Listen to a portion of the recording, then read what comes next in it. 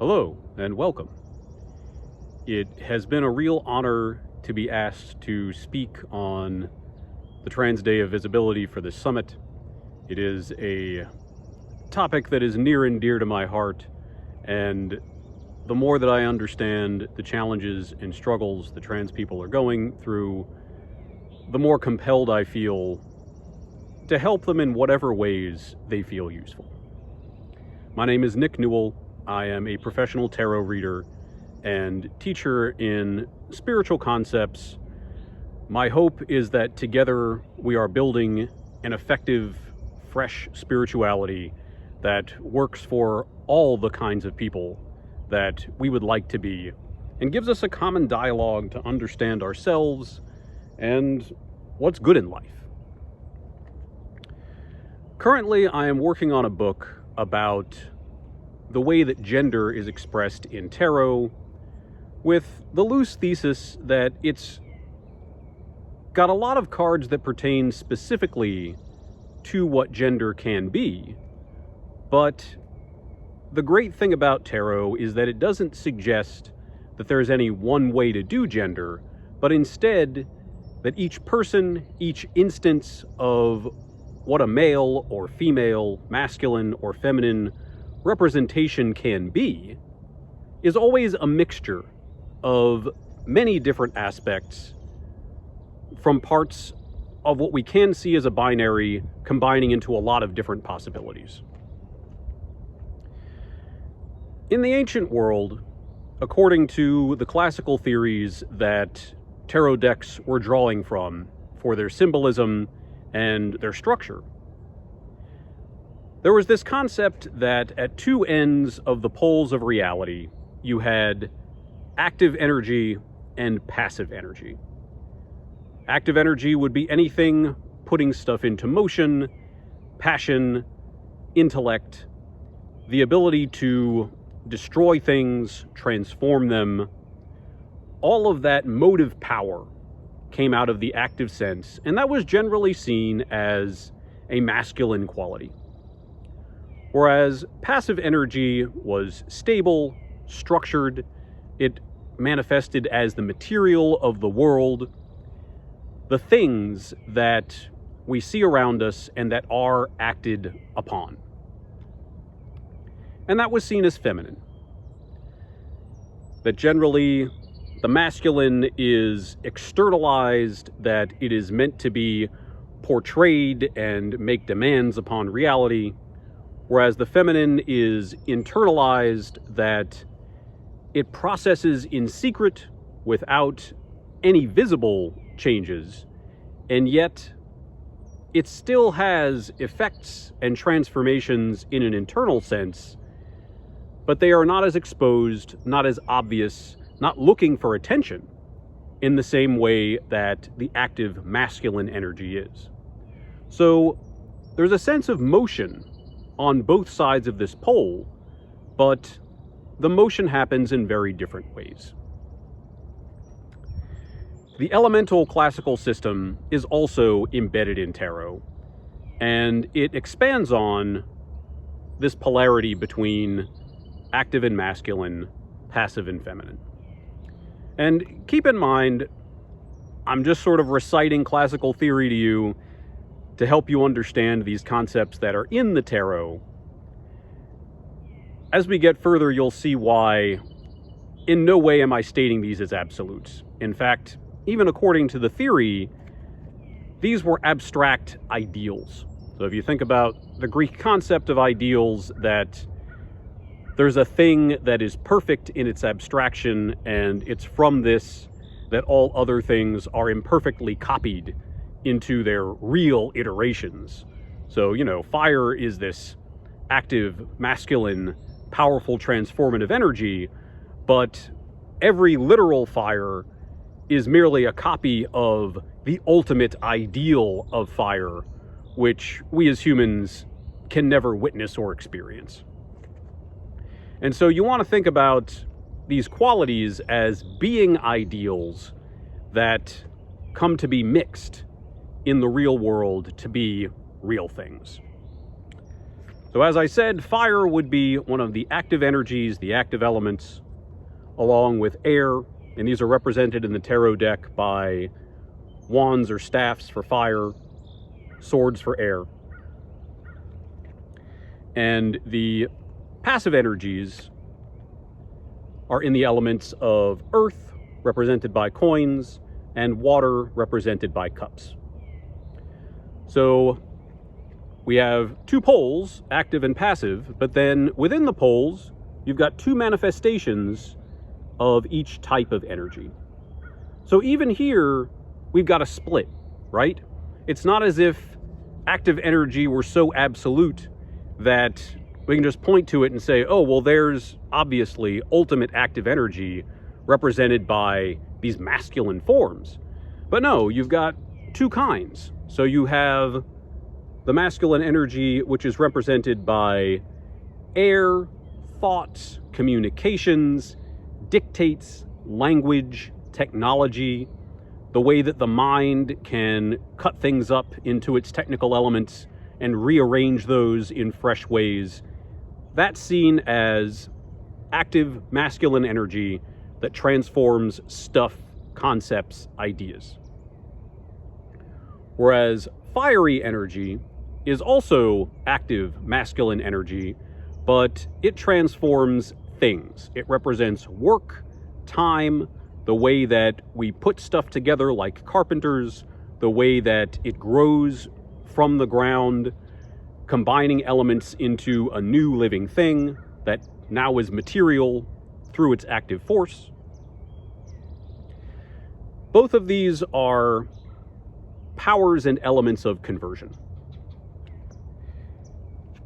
Whereas these two feminine principles, one is much more interested in rest, in seeking stability and stratification, of creating layers that remain layers and can be relied upon.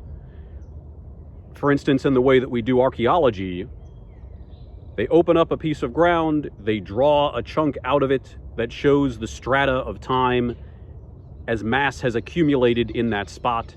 And from there, they figure out, with some sense of stability, how time has impacted that place, that environment, that soil. Whereas water is also passive, but not nearly as stable as earth. Water flows, but it seeks the lowest place.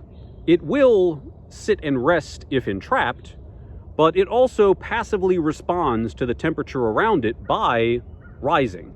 And so in this way, it's carried around, it creates flow, but fire or water also acts upon earth in order to transform it into gullies, river valleys, making sleuths down mountains.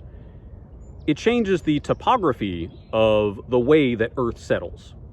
So, two passive feminine concepts that the tarot requires in order to express femininity at large. So then, how do these break down into various gender concepts? The most obvious way is in the court cards. You have pages, knights, queens, and kings. And in traditional card divination, the kings were seen as masculine types, providers, who might come up in a person's life, whereas the queens were often seen as benefactors, caregivers, and parts of a person's maternal psychology, or just various women in their life. Now, it's pretty clear in tarot that you have this sense of gender binary in the kings and queens. But you have queens in all four of the suits. So that is to say that, if we look at the queens of our feminine suits, cups and coins, both of them are seated in a very similar position. Their hands are at just about the same point. Their crowns are somewhat different. The covering over the Queen of Cups is different, and her cup is covered, whereas the Queen of Coins is holding her coin high up so that she and anybody else can see it. It seems that the Queen of Cups is a little bit more secretive in the way that she gets things done, because water relates to emotions, to memories and dreams, the way that our whole life mixes together into our own experience. The Queen of Cups has more of this sense of depth, of seeking the deepest spot, and also only revealing what is valuable to reveal at that moment. This sense that there's a surface to bodies of water. The top of the well does not reveal what is deep inside the well. And so she also represents that from an emotional standpoint, that what we show emotionally, especially in social situations, which queens of this time in many ways had responsibilities for organizing, gathering people together, helping to maintain the social feel and flow of the court. The Queen of Cups would be expert in making sure that this emotional flow happens. So here is one type of even essentialized femininity. This person who is socially concerned, interested in how everybody feels, carefully caring for people's emotional concerns without revealing anything that might embarrass them or spill this fluid of emotion that is being transferred between people and making the court a positive place. And we know people like this in our lives, whether they are male or female, that they are making good use of this feminine energy in creating good social relationships and maintaining those. Now, the Queen of Coins is a lot more interested in what is right in front of her, how that can be utilized, and its future potential. She has this thing that represents the possibility for comfort, for spending, for exchange, for physical security, and she is deeply invested in figuring out its full potential and also how others are going to view what she's got. That's why she's holding it so high up while she looks at it, not kind of looking at it from a crouched, protected position. So in her case, she's much more interested in comfort. This is the feminine energy that wants to feed everybody, that wants to make sure that you're eating, that your physical needs are cared for, that everybody's got a comfortable place to sleep, that there are plenty of blankets, that everyone's aware of the comforts that she has available to offer to others. And she wants honor, she wants recognition as the person who supplies these comforts, whereas I suspect that the Queen of Cups would not want as much direct recognition for what she's doing, but would just be satisfied that the streams that she is mingling together socially are all working out and flowing in a beneficial direction. So we have these strong feminine figures that represent this sense of wanting to provide, having this, in some ways, passive stability that other people can draw from, make a foundation on, that provides the potential for action.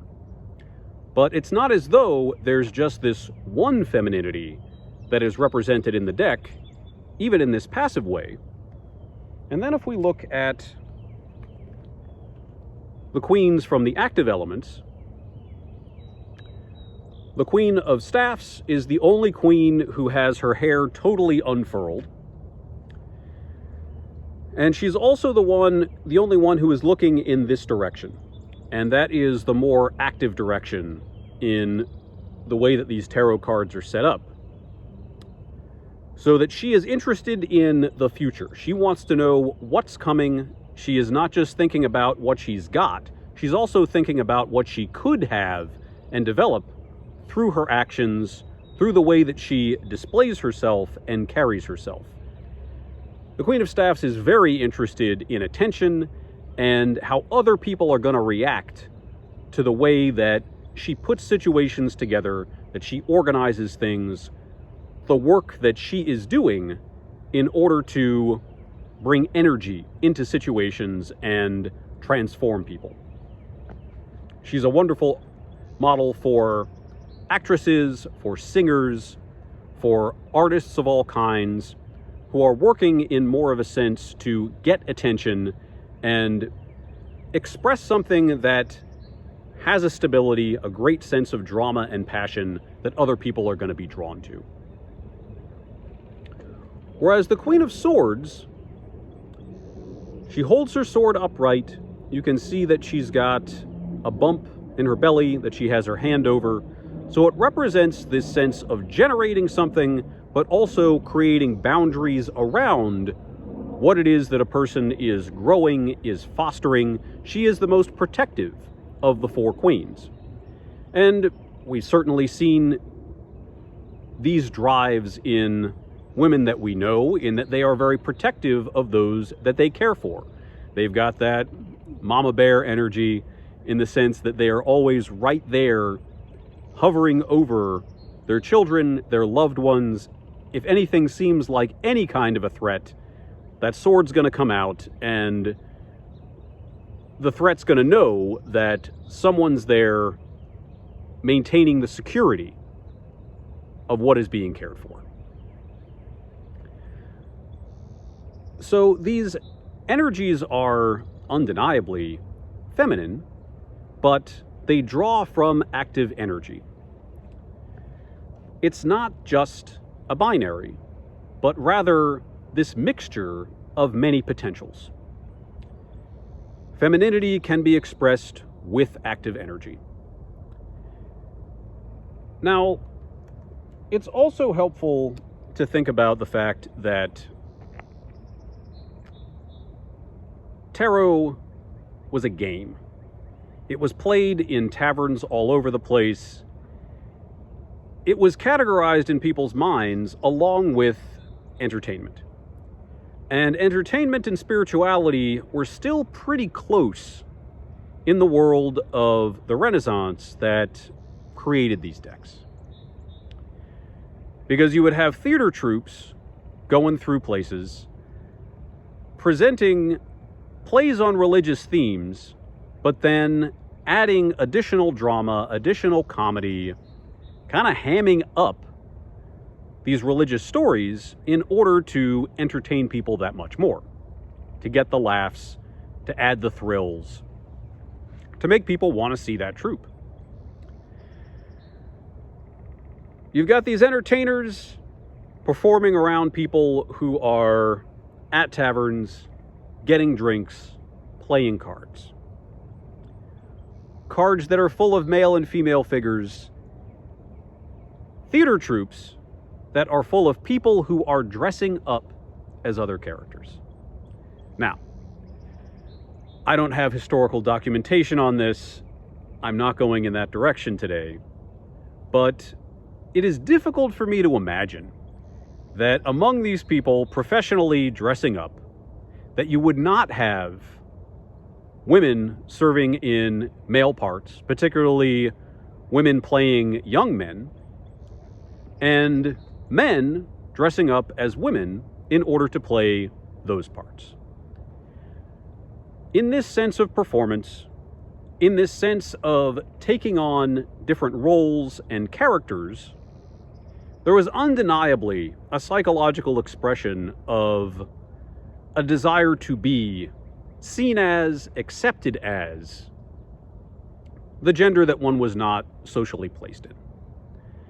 And there are stories of people cross-dressing, completely taking on the role of the opposite sex, the opposite gender in their society from that time period.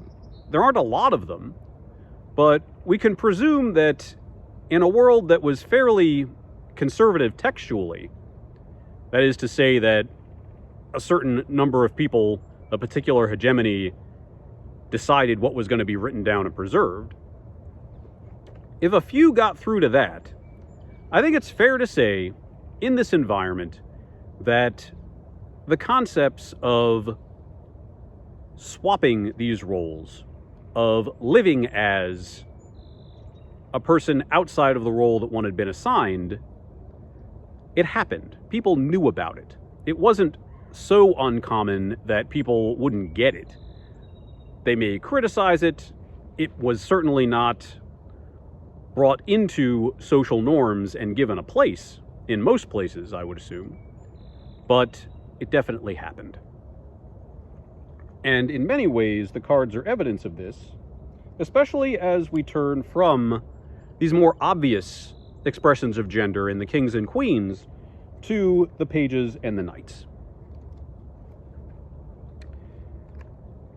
So if we look at the pages, these characters all have flowing locks. They are wearing fairly fancy clothes. It is not very clear that these characters are either male or female.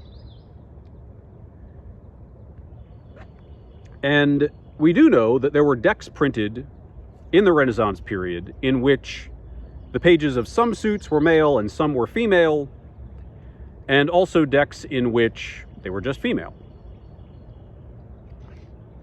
Similarly with the knights, the knights are probably the most dressed characters and the most covered characters, especially if you consider the need to fit the horse in the image. It's a little bit harder to see the whole knight. And again, they have long hair. None of them have facial hair. And so it's hard to really say if these are male or female characters. And if we contrast them with the queens, I mean, it's not as if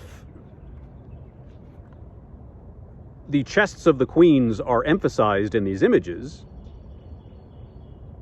It's really only their flowing dresses that show their feminine nature, at least from a social perspective.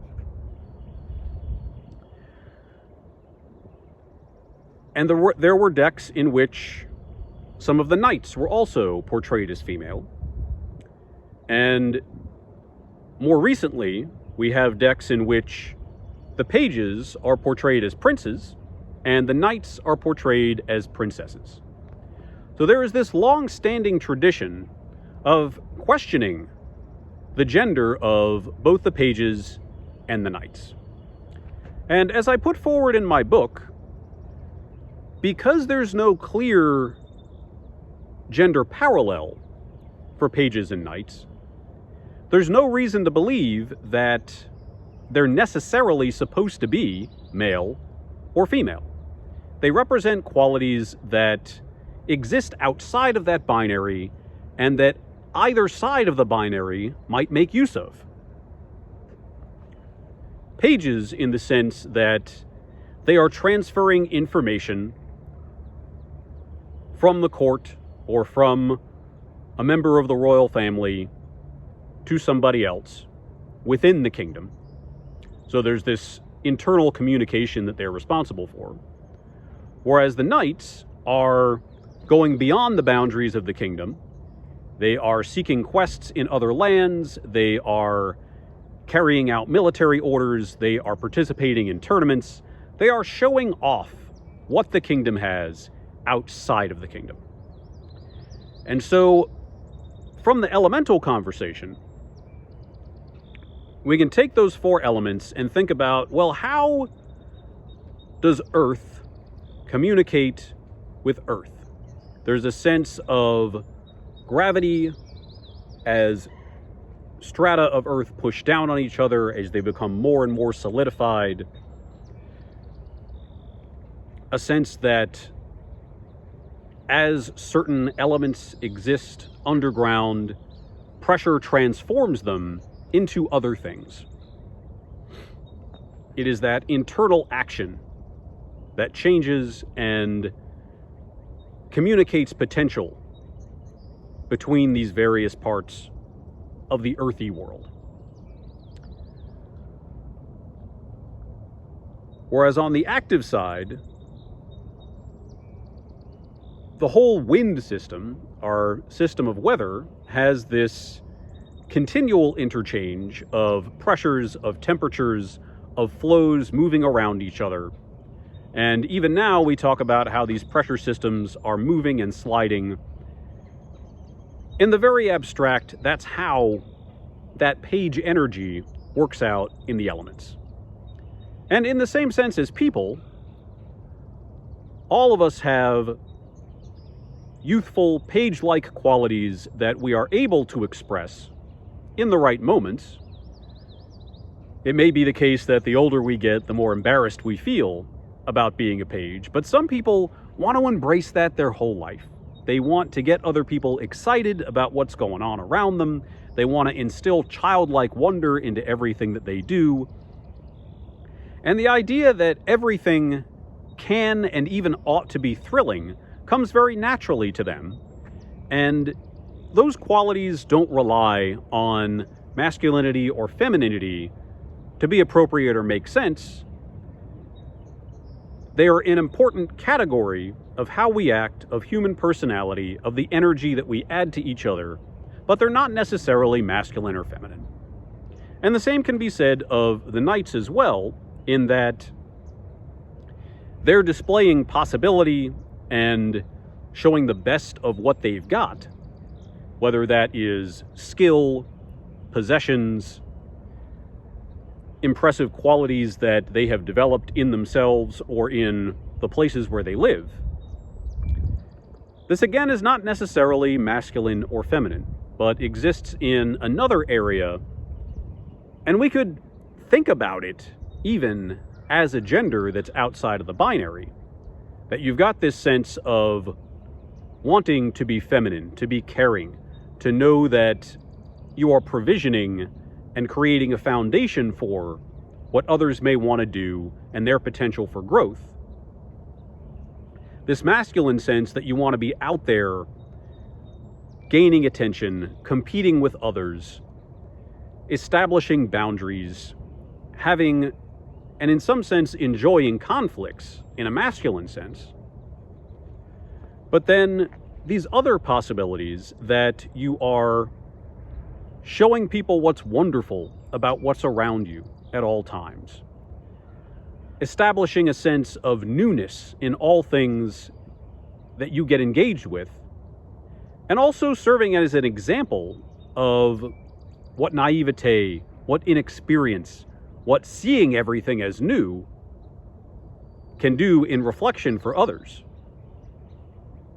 Or this sense of being more of a knight and wanting not just to go out and be confrontational, but also to be effectively using the best of what your society, your environment provides, and making it apparent that you've got best practices that others could put into action. And while these may feel a little bit more masculine or a little more feminine, the deck already shows, by having queens in the active suits, kings in the passive suits, that some admixture is going to happen. And it's even a thrill and a joy for us to experience as we come to see how particular things in our world combine into the wonderful, unique manifestations that we get to experience in our lives. And as far as I'm concerned, that's a lot of the value of the message in tarot, is that in these 78 cards, you draw a spread for yourself, a spread for somebody else. 3 cards at minimum is the way that I practice. You can get so many different permutations among those 3 cards of possibility, of revelation, of what you need to reflect on internally. And it opens up a sense of wonder as far as where to go with the meaning of your life. What do you really want? What are you here for?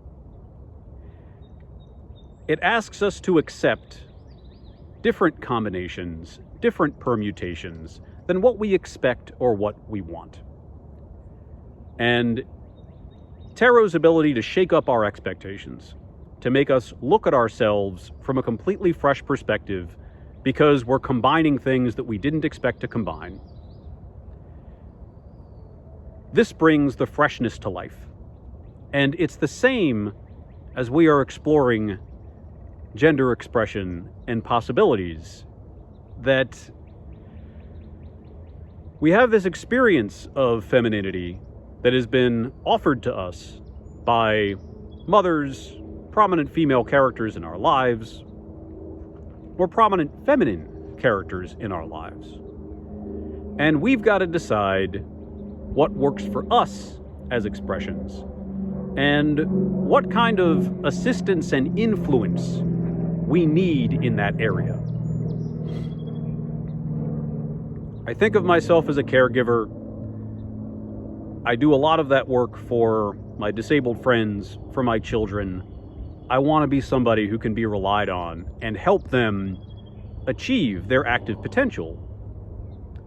And I'm very thankful to the feminine people in my life who have helped me to do that in a way that is respectful, that offers agency, that is open to possibility and the needs of others.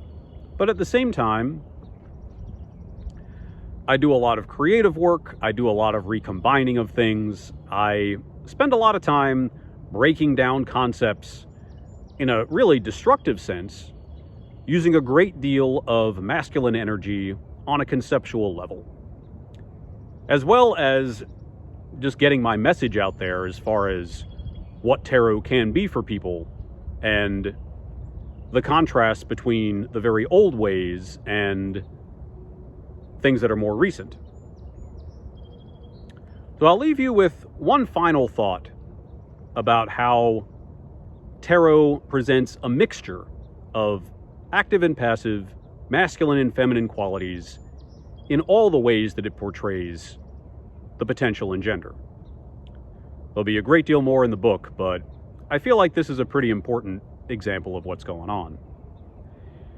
In the case of the Empress and the Emperor, now, not only do the suits have these active and passive qualities, but so do the numbers in tarot decks. And odd numbers, this is going back to Pythagoras, odd numbers are seen as active. They are moments of transformation, things are unstable. Active energy is going to result from them in an attempt to restabilize. Whereas even numbers are seen as passive, stable, as balanced, and so where there is an even number, it is less likely to be upset to sponsor a transfer of energy. So here we have the Empress, who is the 3. She is odd. So even as the card that is seen as the primary model for femininity, the feminine ruler of the world, she is given an active number. She can't do her job as the essence of femininity without doing. And the Emperor, seen as the model for masculinity, is a 4. So whereas the Empress is actively caretaking, actively nurturing,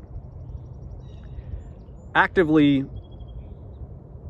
participating in what the land can provide and produce, the generation of new people and taking care of them, the Emperor must seek stability, must seek a structure that can stay firm. And as a masculine character, he has to work on that. He has to do it. You see that his legs are crossed. He's not really sitting back in his seat, but it seems more like he's leaning with the knowledge that he may need to get up soon. Both of these characters must bring in some energy from the opposite side of their assumed gender pole in order to fully model the best way to be feminine and masculine.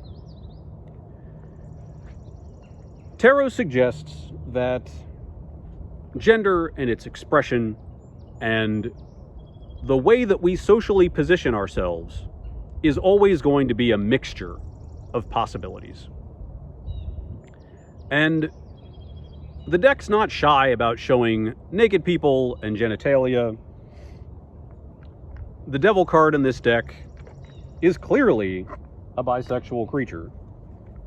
And I'll take a second to find it just in case you've never seen the card in here, whereas in a lot of modern decks you're going to see a portrayal of our classical Baphomet.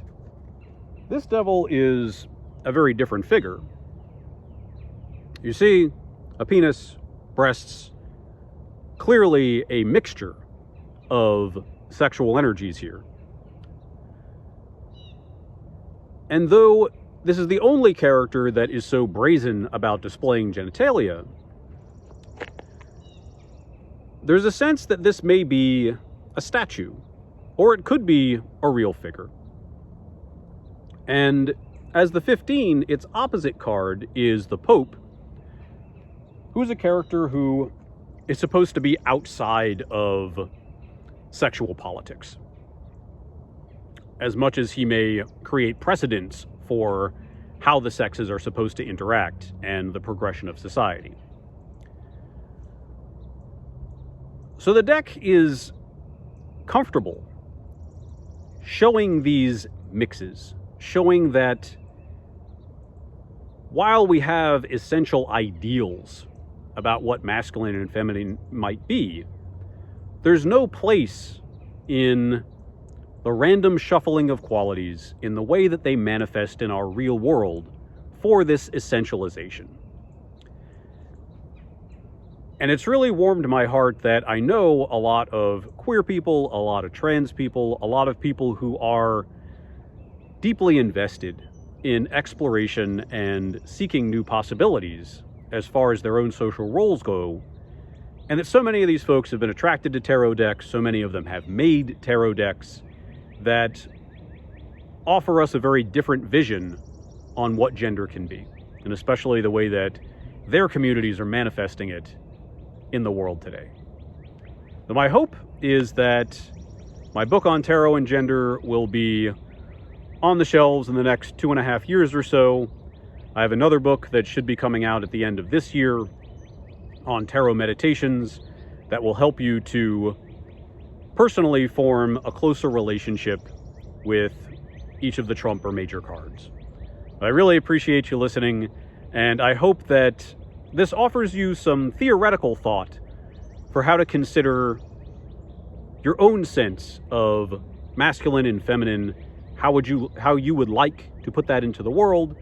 And if you are a person with interest in tarot, that it gives you a chance to get even closer to whichever images of tarot you find the most moving, and see what you can tease out of them as far as their sense of what masculinity can be, what femininity can be, and all the different ways they can combine.